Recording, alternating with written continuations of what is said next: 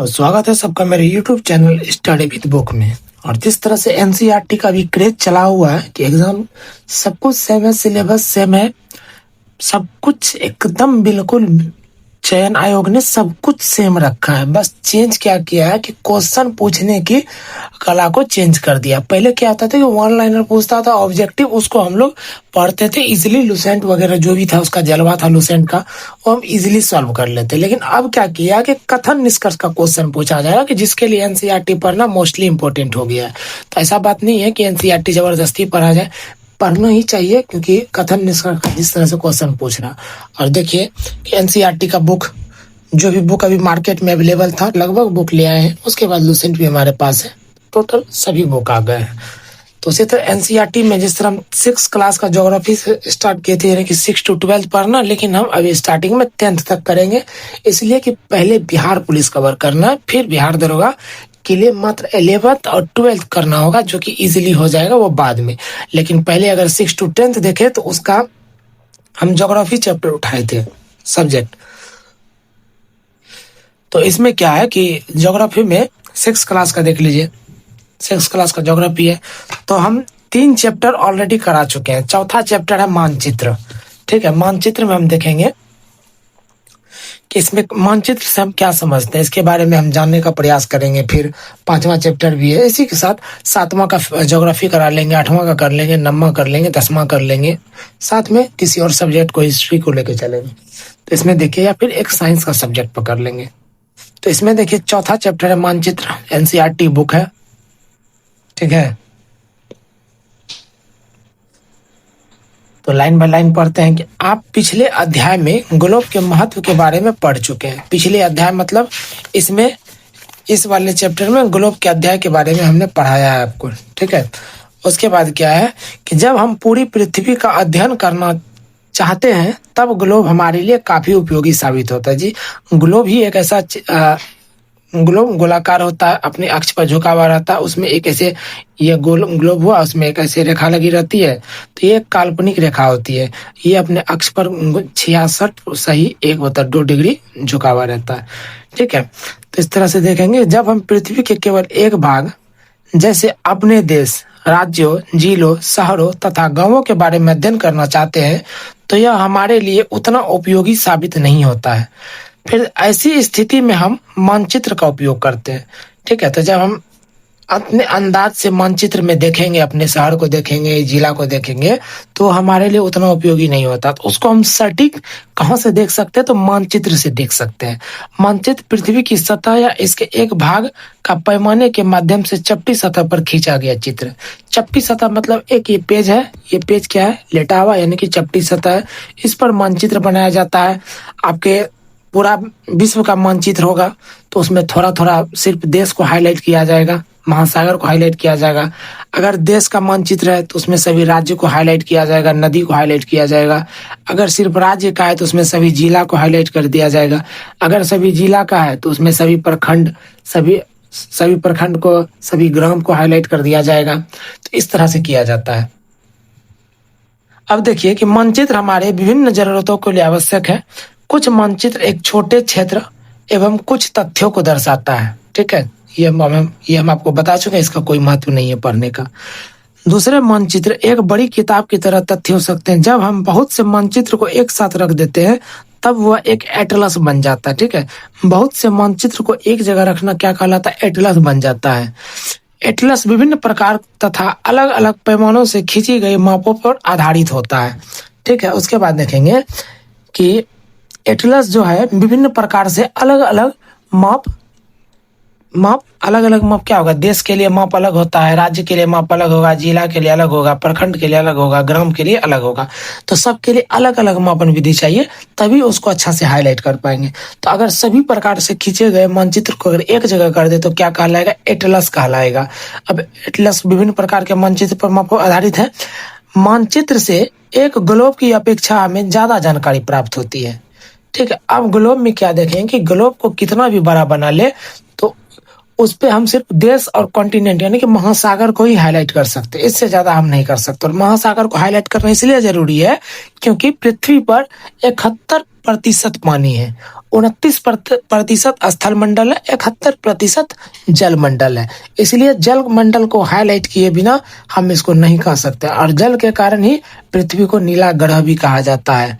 ठीक है, नहीं तो इसको अंतरिक्ष से देखिएगा तो बिना वायुमंडल का ये काला दिखाई पड़ता है, लेकिन यहाँ पर जल की उपलब्धता इसको नीला ग्रह बनाती है। उसके बाद देखिए कि मानचित्र विभिन्न प्रकार के होते हैं, जिनमें से कुछ को नीचे वर्णित किया जाता है। तो चलिए, विभिन्न प्रकार के मानचित्र होते हैं, तो विभिन्न प्रकार के मानचित्र के बारे में अध्ययन भी करेंगे। उनमें से पहला मानचित्र भौतिक मानचित्र। अब देखिए कि भौतिक मानचित्र क्या कहता है कि पृथ्वी की प्राकृतिक आकृति, जैसे हो गया पर्वत हो गया, पठार हो गया, मैदान हो गया, नदियों, महासागरों इत्यादि को दर्शाने वाले मानचित्र को भौतिक या उच्चावच मानचित्र कहा जाता है। समझ गए? फिर से देखिए कि भौतिक मानचित्र में क्या क्या आता है। जैसे पर्वत का जिक्र आए, पठार का जिक्र आए, मैदान का जिक्र आए, नदी का जिक्र आए, तो ये सब क्या है? भौतिक मानचित्र। और महासागर हो गया, तो ये सब क्या क्या? भौतिक मानचित्र हो गया। फिर राजनीतिक मानचित्र के बारे में जानते हैं कि राज्यों, नगरों, शहरों तथा गांवों और विश्व के विभिन्न देशों व राज्य तथा उनकी सीमाओं को दर्शाने वाले मानचित्र को राजनीतिक मानचित्र कहा जाता है। तो बस इतना याद रखिए कि राज्य हो गया, नगर हो गया, शहर हो गया और गांव हो गया, तो ये सब क्या हो गया? विभिन्न या फिर विभिन्न देशों के राजधानी के बारे में दर्शा दिया गया, तो ये सब राजनीतिक मानचित्र में आ जाता है। उसके बाद आता है तीसरा मानचित्र, थीमेटिक मानचित्र आता है। उसके बाद देखेंगे कि थीमेटिक मानचित्र, कुछ मानचित्र जो है विशेष जानकारियां प्रदान करती है। जैसे में हो गया सड़क मानचित्र, ठीक है, सड़क का मानचित्र हो गया, वर्षा का मानचित्र हो गया, वन तथा उद्योग आदि के वितरण दर्शाने वाले मानचित्र इत्यादि हो गया। इस प्रकार के मानचित्र को क्या कहते हैं? थीमेटिक मानचित्र कहा जाता है। क्या कहा जाता है? थीमेटिक मानचित्र कहा जाता है। अब इन मानचित्र में दी गई सूचना के आधार पर उनका उचित नामकरण दिया जाता है। अब मानचित्र का 3 घटक होता है, जिससे कि दूरी से किया जाता है, दिशा से किया जाता है और प्रतीक से किया जाता है। जैसे कि हमें बिहार में सभी जिला का नाम हाईलाइट करना, तो बिहार के मानचित्र पर हम क्या करेंगे कि वहाँ पे सभी जिला का लेटर का पहला अक्षर लिख देंगे। जैसे कि पूर्णिया पी से हुआ, पटना पी से हुआ, ठीक है, इसी तरह से लिख देंगे। भागलपुर बी से हुआ, औरंगाबाद ए से हुआ, तो इस तरह से लिख देंगे, तो वो क्या हो जाएगा? उसका प्रतीक हो जाएगा। दिशा, अगर यदि देख लेंगे कि पटना के पश्चिम में क्या बसा है, उत्तर में क्या बसा है, दक्षिण में क्या बसा है, पूरब में क्या बसा है, तो उस तरह से कर देंगे तो ये दिशा में आ जाएगा। फिर दूरी के हिसाब से देख लेंगे, तो इस शहर से मान के चलिए कि हम पटना में रह रहे हैं, ठीक है, पटना से आप किसी भी शहर उठा लीजिए, जैसे भागलपुर हो गया, तो भागलपुर की दूरी कितनी है? तो ये लगभग 252 किलोमीटर के आसपास है। तो ये हो गया दूरी के हिसाब से।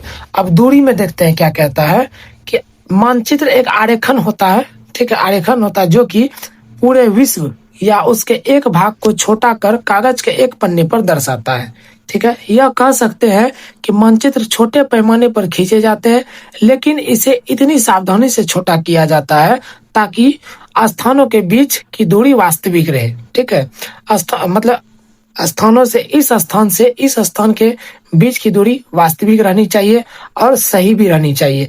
इस तरह से छोटा किया जाता है कि जैसे कि यहाँ पे हम आपको बताया कि 252 किलोमीटर है। अब इसको हम डिवाइड कर देंगे 5 से, ठीक है, एक बार में कट जाएगा। तो इस तरह से हम देखेंगे कि जितना आएगा फैक्टर आपका वो हो जाएगा एग्जैक्ट दूरी। ठीक है, इस तरह से डिवाइड किया जाए कि ना दूरी बदले और मानचित्र भी एक अच्छा तरह से इतना एडजस्ट होके बन जाए, तो वो क्या हो गया? वास्तविक दूरी। इसीलिए कहा गया कि स्थानों के बीच की दूरी वास्तविक रहे। उसके बाद यह तभी संभव हो सकता है जब कागज पर एक छोटी दूरी स्थल की बड़ी दूरी को व्यक्त करती हो। मैंने आपको यहाँ पे बताया, ठीक है, व्यक्त करती। इसलिए इस उद्देश्य के लिए एक पैमाना चुना जाता है। पैमाना स्थल पर वास्तविक दूरी तथा मानचित्र पर दिखाई गई दूरी के बीच का अनुपात होता है। ठीक है, उदाहरण के लिए आपके विद्यालय एवं कक्षा के बीच की दूरी 10 किलोमीटर है, जिसे मानचित्र पर 2 सेंटीमीटर की दूरी से व्यक्त किया गया है। तो इसका अभिप्राय है कि मानचित्र का 1 सेंटीमीटर स्थल के 5 किलोमीटर को दर्शाएगा। जैसे मैंने आपको बताया कि डिवाइड कर देंगे कोई एक अच्छा मान देख के, जिससे कि वो दूरी डिवाइड हो जाए और पहचान बन जाए कि 1 सेंटीमीटर बराबर 5 किलोमीटर। अब हमको पटना से दिल्ली की दूरी नापनी है, तो मान के चले कि 2000 किलोमीटर हो जाएगा। अगर हम 5 से डिवाइड करेंगे तो कितना हो जाएगा? 400, तो क्या हो जाएगा, 400 सेंटीमीटर हो जाएगा। तो इस तरह से करेंगे, हालांकि उतना ज़्यादा होता नहीं है, ये इसके हिसाब से बता, अगर 2000 है तो उसके लिए हम ज़्यादा भी मान रखेंगे। तो इस प्रकार किसी भी मानचित्र के लिए बहुत महत्वपूर्ण होता है क्या, तो पैमाना बहुत महत्वपूर्ण होता है। अगर आपको पैमाने की जानकारी है तो आप मानचित्र पर दिए गए किसी भी दो स्थानों के बीच की दूरी का पता लगा सकते हैं। अगर आप मानचित्र की जानकारी ले लेते हैं कि 1 किलोमीटर में 1 सेंटीमीटर होता है, ठीक है, या फिर 10 किलोमीटर बराबर 5 सेंटीमीटर 1 सेंटीमीटर रखा गया, या फिर 50 किलोमीटर बराबर 1 सेंटीमीटर रखा गया, तो इस हिसाब से आप मानचित्र की दूरी के अच्छा ज्ञानी बन सकते हैं। जब बड़े क्षेत्रफल वाले भाग जैसे महाद्वीप या देशों को कागज पर दिखाना होता है तब हम लोग छोटे पैमाने का उपयोग करते हैं, ठीक है। उदाहरण के लिए मानचित्र पर 5 सेंटीमीटर स्थल के 500 किलोमीटर को दर्शाता है, इसको छोटे पैमाने वाला मानचित्र कहते हैं। पैमानों के बारे में हमने आपको समझा दिया है। जब एक छोटे क्षेत्रफल वाले भाग जैसे आपके गांव या शहर को कागज पर दिखाना होता है तब हम बड़े पैमाने का उपयोग करते हैं। जैसे स्थल पर 500 मीटर की दूरी को मानचित्र पर 5 सेंटीमीटर से दर्शाया जाता है। इस प्रकार के मानचित्र को बड़े पैमाने वाला मानचित्र कहते हैं। बड़े पैमाने वाला मानचित्र छोटे पैमाने वाले मानचित्र की अपेक्षा अधिक जानकारी प्रदान करते हैं, ठीक है। तो ये पढ़ना है। उसके बाद ये आ जाता है, एक लड़की कह रही है कि आओ कुछ करके सीखे, तो इसको देख लेते हैं। देखिए कि चित्र 4.1, ठीक है, आगे में होगा। देखिए कि वहां एक पैमाना बना है। 4.1 कहाँ भाई, तो यहाँ देख लेंगे 4.1 कहाँ है। 4.1 है, ये एक गांव का मानचित्र है, ठीक है। देखिए कि गांव का मानचित्र जो है ये उत्तर हो गया, ठीक है, उत्तर हो गया, इस हिसाब से दक्षिण हो जाएगा। अब देखिए कि पैमाना क्या है कि मीटर, ठीक है, ये इसका पैमाना दिया गया और 1 सेंटीमीटर बराबर 10 मीटर दिया गया है। तो इस साइड में दुकान है, इधर विद्यालय है, इधर खेल का मैदान है, इधर विकास का घर है, यहाँ शीला का घर है, ये करीम का घर है, फलोद्यान है, ठीक है। तो इसमें क्या दिया गया है, इससे पहले हमको पढ़ना होगा कि इसका उपयोग एक स्थान के बीच की दूरी मापने के लिए किया जा सकता है। उदाहरण के लिए एक कुआं एवं वृक्ष के बीच की दूरी 5 सेंटीमीटर है, इसका मतलब होता है कि वास्तविक दूरी 50 मीटर है। अब एक पोस्ट ऑफिस एवं करीब के घर के बीच की दूरी 12 सेंटीमीटर, इसका मतलब है कि वह स्थल पर 120 मीटर है। लेकिन आप जब एक पक्षी की तरह उड़कर सीधे ई और ए पर नहीं जा सकते, आपको सड़क पर चलना होगा, तब हम लोग पैदल तय की जाने वाली दूरी ई से सी, उसके बाद सी से एम, एम से बी, बी से ए को मापते हैं। सभी दूरियों को जोड़ दे तो यह एक करीम के घर के पोस्ट ऑफिस तक पहुंचने की कुल दूरी होगी। तो ये लड़की वही समझाया कि आपका चित्र में क्या क्या हो सकता है, ठीक है। उसके बाद चित्र को समझने के बाद समझते हैं दिशा जो है कि अधिकतर मानचित्र में ऊपर दाहिनी तरफ तीर का निशान बना होता है, जिसे ऊपर अक्षर उत्तर लिखा हुआ होता है। क्या लिखा हुआ होता है, उत्तर लिखा हुआ होता है। यह तीर का निशान उत्तर दिशा को दर्शाता है, जिसे उत्तर रेखा कहा जाता है। जब आप उत्तर के बारे में जानते हैं तब आप दूसरी दिशाओं जैसे पूर्व, पश्चिम तथा दक्षिण के बारे में पता लगा सकते हैं। अब 4.2 के अनुसार देखिए कि मुख्य दिशा उत्तर, दक्षिण, पूर्व एवं पश्चिम को दिखाया गया है। वे प्रधान दिग्बिंदु कहे जाते हैं। बीच की 4 भुजाएं उत्तर पूर्व, दक्षिण पूर्व, उसके बाद दक्षिण पश्चिम और उत्तर पश्चिम के बीच होने वाले दिशाओं के मदद से किसी भी स्थान का सही स्थिति का पता लगाया जा सकता है। तो बिल्कुल, तो ये देखिए सबसे पहले उत्तर हो गया, उत्तर के ठीक नीचे दक्षिण हो जाएगा, दक्षिण उसके बाद इधर इस साइड पूरब हो जाता है, इस साइड पश्चिम हो जाता है।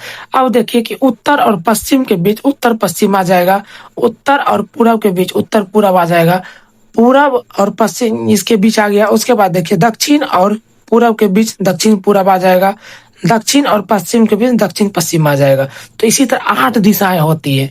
आप लोगों ने बहुत सारे टीवी सीरियल्स में देखा होगा, धार्मिक सीरियल में, कि उसमें 8 दिशाएं कहा जाता है। तो वही 8 दिशाएं होते हैं, जिसे प्रधान दिग्बिंदु कहा जाता है, प्रधान दिग्बिंदु कहा जाता है।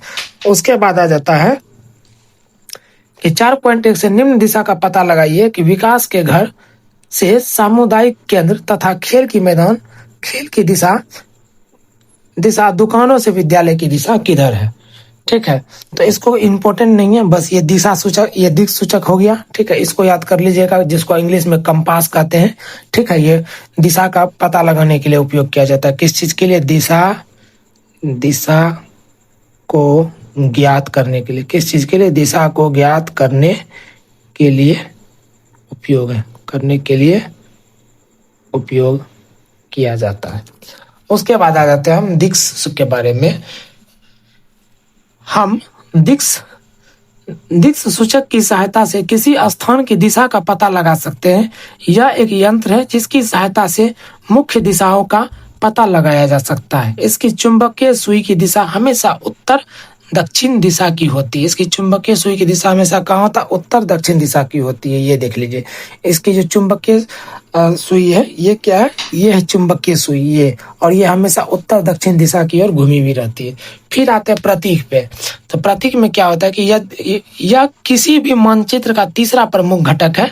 किसी भी मानचित्र पर वास्तविक आकार एवं प्रकार में विभिन्न आकृति, जैसे हो गया, जैसे भवन, सड़क, पुलों, वृक्षों और रेल की पटरी या कुएं को दिखाना संभव होता है। इसलिए वे निश्चित अक्षर, छायाओं, रंगों, चित्रों तथा रेखाओं का उपयोग करके दर्शाए जाते हैं। ये प्रतीक कम स्थान में अधिक जानकारियां प्रदान करती है। इन प्रतीकों के इस्तेमाल के द्वारा मानचित्र को आसानी से खींचा जा सकता है और इनका अध्ययन किया जा सकता है। अगर आप एक क्षेत्र की भाषा नहीं जानते हैं तो आप किसी से दिशाओं के बारे में भी नहीं पूछ सकते। तब आपको इन्हीं चिन्हों की सहायता के द्वारा मानचित्र से जानकारियां प्राप्त कर सकते हैं। अब मानचित्र की एक विश्वव्यापी भाषा होती है जिसे सभी आसानी से समझ सकते हैं।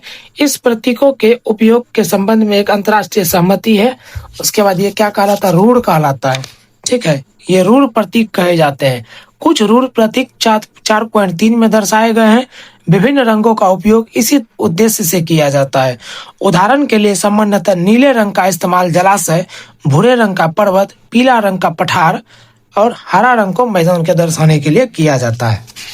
अब यहाँ पर समझिए कि यह रेलवे लाइन में बड़ी लाइन, मीटर लाइन और रेलवे स्टेशन, 3 तरह की लाइन होती है। तो ये हो गया रेलवे लाइन, ये बड़ी लाइन हो गया, ये मीटर लाइन हो गया, ये रेलवे स्टेशन हो गया। फिर सड़कें में देखिए, पक्की सड़क होती है, कच्ची सड़क होती है। डबल रेखा ऊपर से जा रही है, पक्की सड़क है। डॉट डॉट डॉट डॉट जा रही है, कच्ची सड़क है। सीमा होती है, अंतर्राष्ट्रीय सीमा, राज्य सीमा और जिला की सीमा होती है। तो यहाँ पर जो है हर एक रेखा के बाद एक बिंदु हो, तो ये हो गया आपका अंतर्राष्ट्रीय सीमा। उसके बाद ये आपका ज्यादा वो है, बोल्ड है। उसके बाद अगर थोड़ा कम बोल्ड हो, उसके बाद वो 3 लाइन के बाद 2 बिंदु हो, तो क्या हो जाएगा? राजकीय सीमा। और छोटे छोटे लाइन हो तो वो जिला सीमा हो जाता है। नदी, कुआं, तालाब, नहर, पुल को इस तरह से दर्शाया जाता है। नदी को इस तरह से, कुआं आपका गोल, तालाब आपका आकृति टाइप का बना हुआ रहता है, नहर आपका जुड़ा हुआ रहता है, पुल आपका इस टाइप का रहता है। मंदिर, गिरजाघर, मस्जिद और छतरी, ये मंदिर हो गया, ये गिरजाघर, ये मस्जिद, ये छतरी। फिर पोस्ट ऑफिस एवं पोस्ट टेलीग्राफ ऑफिस, तो इसका बारे में लिख दिया गया, जिसे मैंने बताया कि उसका पहला लेटर लिख देंगे, हो जाएगा। फिर बस्ती, कब्रिस्तान हो गया, उसके बारे में, ये बस्ती है, ये कब्रिस्तान है। पेड़ और घास के इस बारे में दर्शाया गया है। ठीक है, तो इस तरह से देख ली। अब यहाँ पर एक छोटे से गांव, सुंदरपुर गांव, इसके आसपास के क्षेत्र को दर्शाया गया है। तो ये क्या गुजरा है? रेलवे लाइन गुजरा है। कौन सी लाइन गुजरी है? तो यहाँ पर देख लीजिए, इस टाइप का मिल रहा है। ठीक है, तो ये देख लीजिए, ये कौन सी मीटर लाइन गुजरी हुई है। कहाँ से मीटर लाइन गुजरी हुई है? तो जस्ट ये किस टाइप का रोड है? तो यहाँ पर देख लीजिए कि वो किस टाइप का रोड है। ये हो गया। तो बड़ी लाइन से कन्वर्ट होकर छोटी लाइन गुजरी हुई है। ठीक है, बड़ी लाइन से कन्वर्ट होकर एक मीटर लाइन गुजरी हुई है। ये कच्ची रोड गई हुई है, ये कच्ची रोड है, ये पक्की सड़क है, ये कच्ची सड़क है। यहाँ पर नदी को दर्शाया गया है। यहाँ पर क्या दर्शाया गया है? ग्राम को दर्शाया गया है। यहाँ तालाब को दर्शाया गया है। यहाँ पर मस्जिद दिया गया है। ठीक है, यहाँ पर मंदिर दिया गया है। यहाँ पर गिरजाघर दिया गया है। ठीक, तो इस तरह से दर्शाया गया है, तो बिल्कुल आसानी से समझ सकते हैं। फिर देख लीजिए रेखा चित्र। उससे पहले ये देख लेते हैं कि नदी किस दिशा में बह रही है। तो नदी देखिए किस दिशा में बह रही है। उत्तर के बाद क्या आता है, उत्तर के जस्ट सीधा में दक्षिण होता है, तो नदी दक्षिण दिशा में बह रही है। डुमरी गांव के पास किस प्रकार की सड़क गुजरती है। तो डुमरी कहाँ, यहाँ पे है। डुमरी गांव के पास पक्की सड़क गुजर रही है। ठीक है। किस प्रकार की रेलवे लाइन के पास सुंदरपुर स्थित है। तो किस प्रकार सुंदरपुर कहाँ है, तो बड़ी लाइन के पास सुंदरपुर स्थित है। रेलवे पुल किस तरफ, रेलवे पुल के किस तरफ पुलिस स्टेशन है। तो यह देख लीजिए रेलवे पुल है। ठीक है। अब इसके किस तरफ पुलिस स्टेशन है, तो इसमें पुलिस स्टेशन खोजिए। तो यहाँ हो गया पुलिस स्टेशन। किस तरफ है, तो ये आपका हो गया पूरब, उत्तर, दक्षिण। दक्षिण के ठीक बगल में पश्चिम। ठीक है। उत्तर, दक्षिण, पूरब, पश्चिम, पश्चिम साइड में। ठीक है। उसके बाद आसानी से आप समझ गए। फिर आते हैं रेखा चित्र पे। रेखा चित्र एक आरक्षण है जो पैमाने पर आधारित न होकर याददाश्त और स्थानीय प्रेक्षण पर आधारित होता है।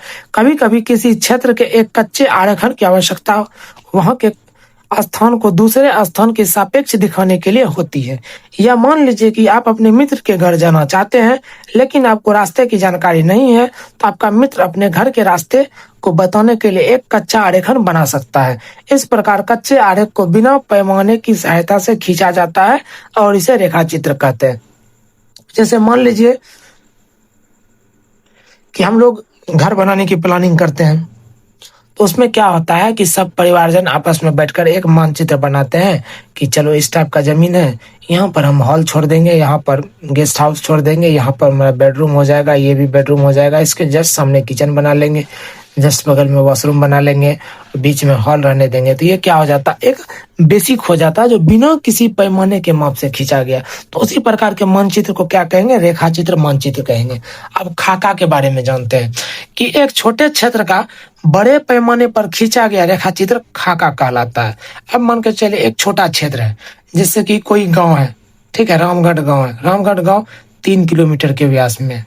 अब इसका क्या करेंगे कि हम एक पेज में बना रहे हैं, उसमें मंदिर कहाँ है, मस्जिद कहाँ है, अस्पताल कहाँ है, थाना कहाँ है, पोस्ट ऑफिस कहाँ है, अमरजीत का घर किधर है, शीला का घर किधर है, दिवाकर का घर किधर है, विद्यालय किधर है, सब चीज को दर्शा रहे। तो उसको क्या कहेंगे, खाका कहेंगे। छोटे से क्षेत्र को बड़े मानचित्र पर हम दर्शा रहे, तो उसको क्या कहेंगे, खाका कहेंगे। एक बड़े पैमाने वाले मानचित्र से हमें बहुत सी जानकारियां प्राप्त होती है, लेकिन कुछ ऐसी चीजें होती है जिन्हें हम कभी जानना चाहते हैं, जैसे हमारे कमरे की लंबाई एवं चौड़ाई।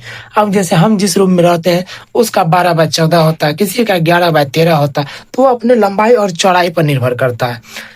और उससे क्या होता है कि लंबाई जिसे मानचित्र में नहीं दिखाया जा सकता, उस समय हम लोग बड़े पैमाने वाले रेखा चित्र खींच सकते हैं, जिसे हम खाका कहा जाता है। उसी का उदाहरण है। ठीक है। तो इस तरह से ये चैप्टर हो जाता है क्लियर। उसके बाद इसका सब्जेक्टिव है, लेकिन ऑब्जेक्टिव जो इसमें दिया गया है, तो वृक्षों के वितरण को दिखाने के लिए मानचित्र हो जाता है, थीमेटिक मानचित्र हो जाता है। नीले रंग का इस्तेमाल किसे दिखाने, जलाशय। दिक् सूचक का उपयोग मुख्य दिशा का पता लगाने के लिए। पैमाना आवश्यक होता है मानचित्र खींचने के लिए। ठीक है। उसके बाद आ गया आपका ये शॉर्ट नोट्स। देख लीजिए कि पृथ्वी की सतह या किसी भाग को पैमाना द्वारा दर्शाए गए चित्र को मानचित्र कहते हैं। जब बहुत से मानचित्र एक जगह रख दिया जाता है तो वो एटलस मानचित्र बन जाता है। पर्वत, पठार, नदी, महासागर को दर्शाने वाला मानचित्र भौतिक मानचित्र कहलाता है। राज्य, नगर, शहर, गांव को दर्शाने वाला मानचित्र राजनीतिक मानचित्र कहलाता है। सड़क, वर्षा, वन, उद्योग को दर्शाने वाला थीमेटिक मानचित्र है। ठीक है। उसके बाद जिस चीजों का अक्षर या किसी विशेष चिन्ह द्वारा दर्शाया जाता है उसे रूढ़ प्रतीक कहलाती है। यह हो गया चैप्टर खत्म। 5वां चैप्टर आ जाता है पृथ्वी के प्रमुख परिमंडल। 6 क्लास के ज्योग्राफी में कुल 6 चैप्टर है। चौथा चैप्टर था मानचित्र। 5वां चैप्टर है पृथ्वी के प्रमुख परिमंडल। 6ठा चैप्टर है इंडियन ज्योग्राफी। ठीक है। इंडियन ज्योग्राफी में भी थोड़ा सा बड़ा चैप्टर नहीं, एनसीईआरटी का चैप्टर कोई बड़ा सा नहीं, हमारा देश भारत तो बड़ा चैप्टर नहीं है, बिल्कुल छोटा छोटा चैप्टर है। मुश्किल से 25 से 30 मिनट एक चैप्टर को खत्म करने में लगते हैं, और उसे ध्यान से पढ़ लिए तो दोबारा रिवीजन ही सिर्फ करना पड़ेगा और कुछ नहीं करना पड़ेगा। तो इसी तरह से स्टडी करते रहिए और थोड़ा सा देख लेते हैं इसके बारे में इम्पोर्टेंट क्या है। तो इस तरह से इस चैप्टर को यहीं पर खत्म करते हैं और अगला चैप्टर पृथ्वी के प्रमुख परिमंडल ये करना है। तो इसको आराम से पढ़िए, अच्छा से पढ़िए। वीडियो आपके YouTube channel study with book पर अपलोड हो जाएगा। सभी कोई शेयर करे, अपने दोस्त को इनवाइट करे एक अच्छे स्टडी के लिए। लाइन बाय लाइन एनसीईआरटी को कवर कर रहे हैं। कहीं पे कोई दिक्कत परेशानी हो तो टेलीग्राम ग्रुप में मैसेज करें, तुरंत आपको डाउट क्लियर किया जाएगा। मिलते हैं अगले वीडियो में। सभी को जय हिंद।